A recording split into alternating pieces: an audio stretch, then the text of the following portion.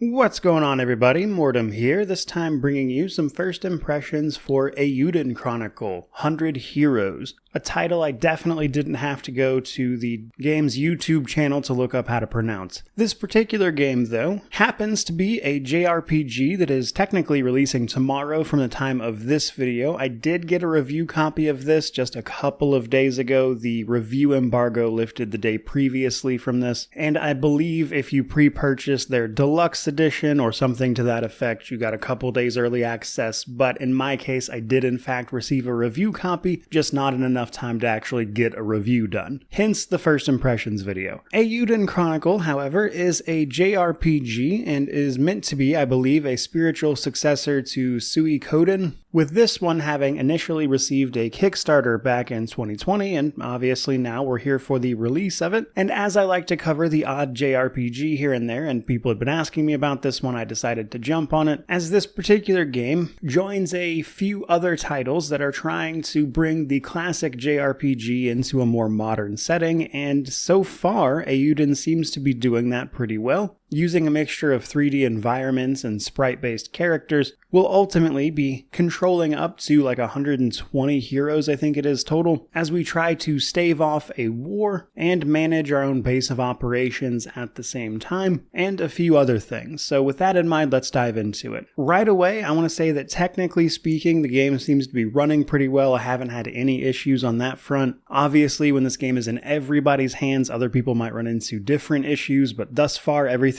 been smooth sailing for me. The game does appear to have a substantial amount of voice acting, though I will say that you can't rebind most of the keyboard controls, though this being a JRPG and using turn-based combat, it's not a huge deal in comparison to something like an action game. Though I was surprised to see a handful of difficulty modifiers when you go to fire up the title, though most of these seem to be aimed at making the game harder rather than easier or anything in between normal, with you having the option to turn on things like hyperinflation that inflates the cost of items in shops. You can turn off gold drops from enemies, and a handful of other things. Once you're actually in the game, though, our main character, Noah, has recently joined an organization called The Watch that is similar to a militia on behalf of what is called the League of Nations. The League of Nations has recently entered into an agreement with the Chaldean Empire so they can cooperate to find a very special artifact called a primal lens. This is important because people utilize what are called rune lenses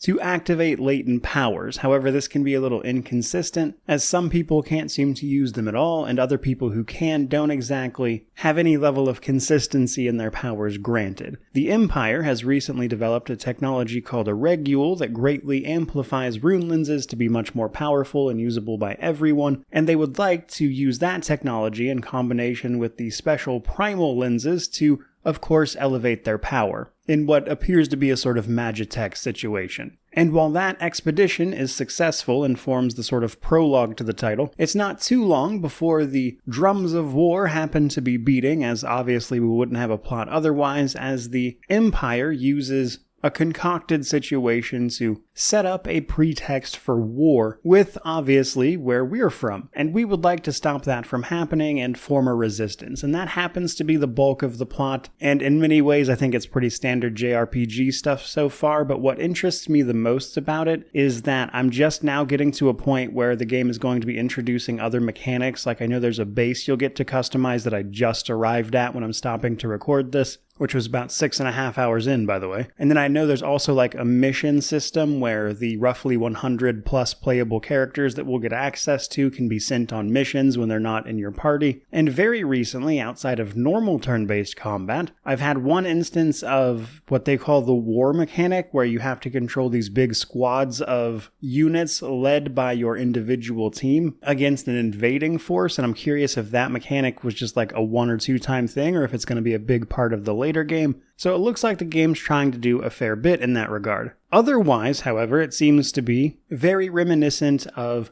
JRPGs of old. We can go to shops, buy equipment that we can throw on to our individual team members to make them stronger. There's a blacksmith where you improve their weapons, seemingly rather than changing them out, though. And then there are runes. Utilizing our rune lenses, as our characters level up, they get access to more rune slots for those lenses. And this is how you're going to access things like extra skills or magic, or in some cases just passive stat boosts. And utilizing that customization alongside their turn-based battle system's gimmick setup, which is literally what it's called, by the way, that's not my word, they literally call it their gimmick, in certain boss battles is going to lend to some unique situations there. Now when it comes to exploring the world, they're using an overland map setup where outside of towns and individual locations will be on the world map, where we can then run around into set areas such as dungeons or other towns, and there's a bit of exploration involved in doing all that, of course. And once you're zoned into individual instances, you can gather up resources that will presumably be used in our base, find chests, equipment, and do your regular old exploring. Along the way, we're going to be picking up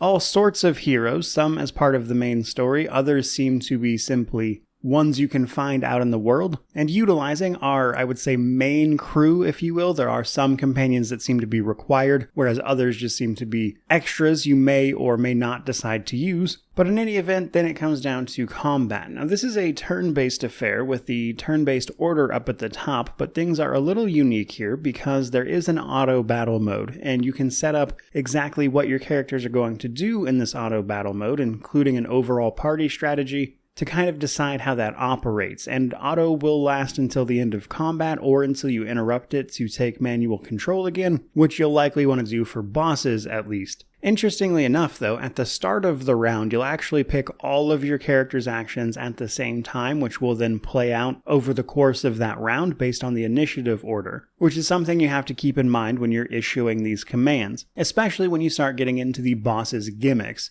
Bosses, especially, will occasionally have a gimmick where they introduce some sort of battlefield effect that you can interact with in some way, such as one boss bringing in a crane to drop rocks on you, but you can hit the switch to switch it over to their side. But if you do it first and then they hit it again, it'll just go right back to you, highlighting that what you do win on the initiative order does matter. And I'm curious if they can spin that into more interesting things over the course of the title as well. So all of that together so far, pretty standard JRPG stuff. It's been pretty good. I especially like the mixing of 3D art with regular old sprites for characters. I think that works out surprisingly well with the way they've set it up, even if it looks a little bit odd at first. And I'm also excited to dive into all the different mechanics I know are coming up, with my main concern being how they're going to mesh all of this together in a satisfying way, because this game is trying to do so much in its opening few hours. I could see that going sideways, and I'm curious to see if they'll manage to land it. I think it's also worth a mention that some of the dialogue in places can be a little bit off, for lack of a better word, which might just come down to a localization thing, but still. In spite of that though, I've already met a handful of pretty compelling characters, some in our party, some just adjacent to the story, and I'm curious to see how some of that stuff will play out, and the actual world they've built seems pretty interesting as well. But broad strokes for a first impressions, I would say just 6.5 hours in, it feels like I'm finally getting to the meat of what the game is about.